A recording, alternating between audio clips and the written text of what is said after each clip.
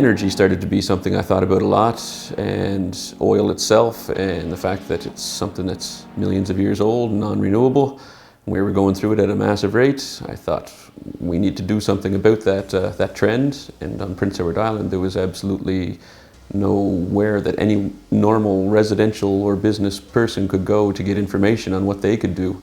We had some government initiatives that were moving forward, but nothing for the residents and the small businesses. So I saw an opportunity to bring that information and that knowledge to Prince Edward Island and try to start an industry. My first big sale came while I was working a trade show, and I'd been working on it for quite a while. It was someone from off island who wanted to buy a wind turbine straight from me, and it was the first real large committed sale that I had.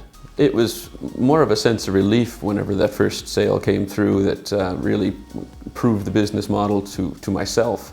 It was, hey, I think this is going to work. I think one of my most satisfying moments was the day that I sat down and realized that not only was I providing a living wage for myself, I was employing half a dozen folks. So the idea I had back in 2004 and put so much thought into and so sacrificed so much in those early years when everything was so lean has turned into something that is strong enough to provide employment to a half a dozen people.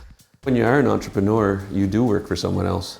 You work for your customer base, and they are the ones that can hire and fire you, whereas when you work for an employer, they are the ones that can hire and fire you. So that's the real difference, is instead of having one person who is your supervisor, you have a whole bunch of supervisors that decide whether you're doing a good job or not. Defining success was the realization I had that this has gone beyond me, and there's now more than myself involved in this, and year after year the same employees coming back, and a growing phenomenon on Prince Edward Island is renewable energy. So just being an early adopter of that and being part of that transition to make the island a better place, that's the success story for me.